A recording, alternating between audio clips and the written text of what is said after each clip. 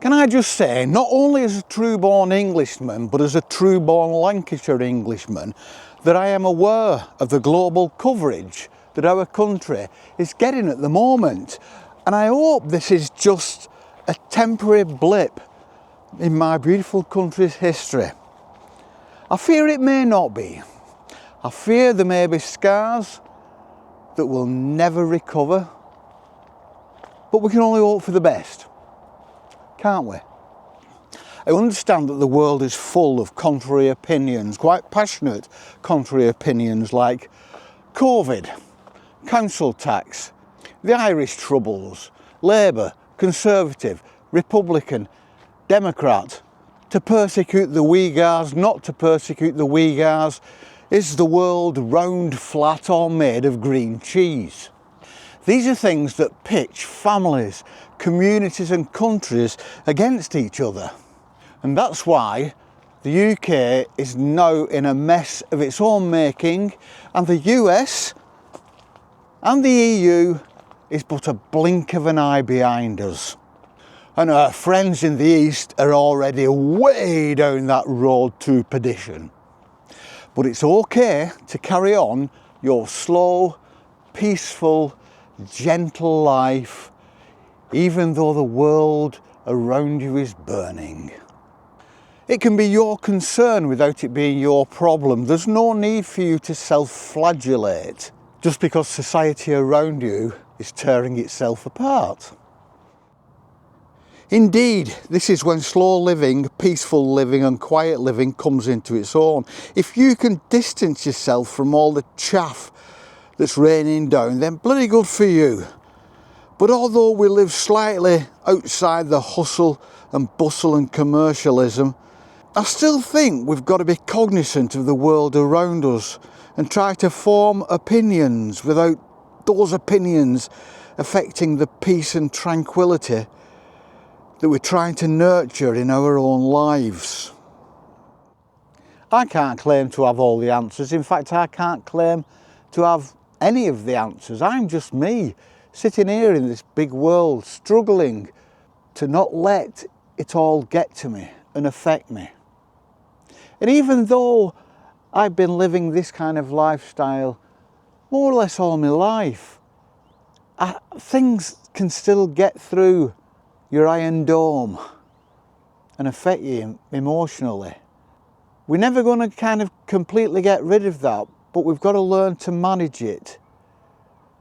We've got to learn to keep it at arm's length while still being aware of what's going on around us. We can't turn a blind eye to what's happening in the world. I mean, that's just pretending that nothing's happening. We're not living in a fantasy land, we're living in the real world. We're living alongside our neighbours, we're living alongside all the things, the good things and the bad things that are happening in society. We've just stepped to the side a little bit, but we are still part of the whole. We can only carry on carrying on, like deep breathing, like that steady inhalation in our lives, like meditation that I talk about so much and promote so much. That's all we can do. We can carry on being aware of the world around us, but keep that steady breathing in our lives, in our minds. That steadiness, that deep inhalation, just keeping everything on an even keel, not letting our emotions run away with us. It's so easy to let it happen, but it doesn't do us any good or anybody else any good. Stress is the enemy. Always remember that. Stress is the enemy. Stress kills. Just let your life breathe in and out. Come into the countryside. Go somewhere where you can find peace. Clear all the bad thoughts out of your mind if you possibly can, just for a while. Because no doubt, life will try to encroach on it again. The world around you, the bad people out there, the liars, the benders of truth. They'll try and get into your head again. So just keep your life deep breathing, steady, on an even keel. I have views, I have very, very strong views. And I will debate with anyone, but it doesn't affect me. I can walk away from an emotion. I can't get angry. I can get annoyed at someone else's cruelty, stupidity, blindness to what's happening around.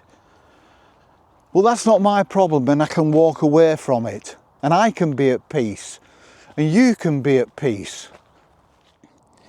Occupy your minds, fill those vacuums, debate if you can find someone open-minded enough, but prioritise the important things in your life, the peace of mind, the slow pace. Enjoy the simplicity, make those your priority.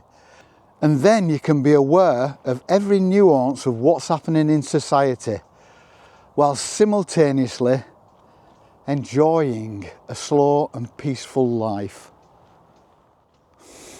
Sound a little downbeat today, but I'm not. I'm just reacting to what's happening in the world, because I do think that even though we're living a slow and a peaceful life, slightly outside of the norm and trying not to let things affect us, we can't pretend that at the moment in certain parts of the world, in England, in the UK, in the rest of Europe, in Australia and Canada, and to some extent in the US, things aren't going well.